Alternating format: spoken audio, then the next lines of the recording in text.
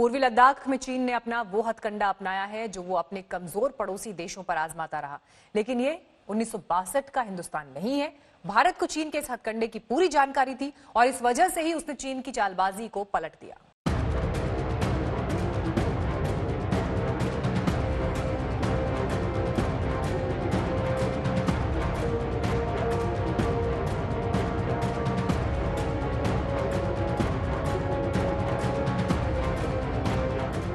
चीन के secret war zone campaign की हवा निकल गई। इससे पहले कि चीन अपनी अगली चाल चलता, भारतीय सेना ने उसके वार जोन कैंपेन को वहीं धराशायी कर दिया। गलवा नाला और पेंगोंग झील में चीन ने हरकत की तो भारतीय सेना के जवान समझ गए कि यह हरकत वार जोन कैंपेन के तहत की गई है।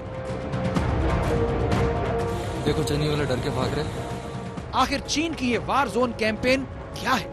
दरअसल इसके पहले चरण में चीन वर्चस्व और अवरोध की रणनीति अपनाता है। इसमें चीन की सेना दुश्मन को डराने के लिए अपनी मौजूदगी बढ़ा देती है। दूसरे चरण में वो पहले हमला कर बढ़त हासिल करने की रणनीति अपनाता है। इस हमले के लिए वो रैपिड रिएक्शन यूनिट तैयार करता है। आखिरी चरण तुरंत लड़ाई, तुरंत फैसले का होता है, जिसके लिए पीएलए यानी चीन की सेना डिवीजन लेवल की फौज तैनात करती है।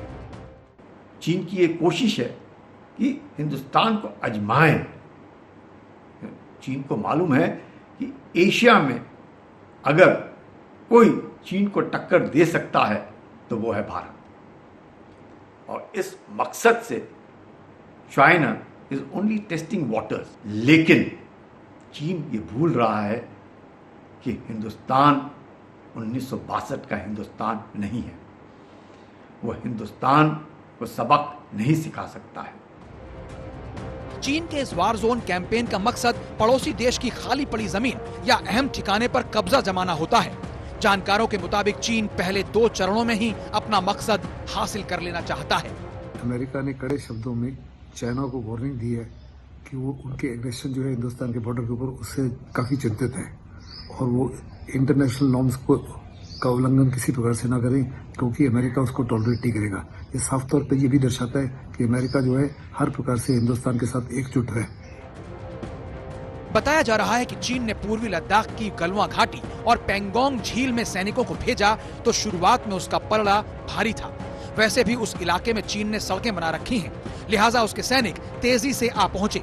लेकिन चीन की हरकत के तुरंत बाद सेना अध्यक्ष नरवणे चुपचाप लद्दाख पहुंच गए।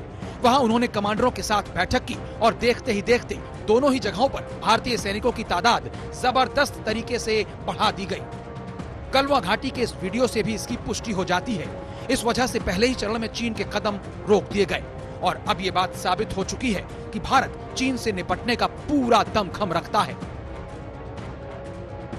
हमको किसी भी तीसरी पार्टी का मीडिएशन स्वीकार नहीं होना चाहिए, क्योंकि एक ऐसी इश्यू है जो कि हम चीन के साथ आपस में बैठकर दोनों की सहमत से और दोनों के हित में इस जो बाउंड्री डिस्प्यूट है इसका रेजोल्यूशन हम निकाल लेंगे और इस इश्यू को हम दोनों के हितों में समाधान कर लेंगे।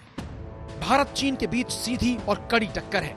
इस तनातनी को कम करने के लिए भारत चीन ने बातचीत का रास्ता खुला रखा है। लद्दाख में विवाद पर भारत और चीन के बीच सेना के डिविजनल कमांडर स्तर की बैठक हुई। इस बैठक में मेजर जनरल रैंक के अधिकारी शामिल हुए। इससे पहले भी 3 बार ऐसी बैठकें हो चुकी हैं। वहीं ब्रिगेडियर और कर्नल के स्तर पर कई बार बातचीत हो चुकी है। अब तक ऐसी बातचीत का कोई नतीजा नहीं निकला है, लेकिन जानकारों के मुताबिक चीन किसी भी हाल में इस विवाद में युद्ध की नौबत आने नहीं देगा। ऐसा करना उसे भारी पड़ सकता है। ये चीन के खुद हित में नहीं कि वो नए फ्रंट खोले, खासकर इंडिया का फ्रंट भारी पड़ सकता है।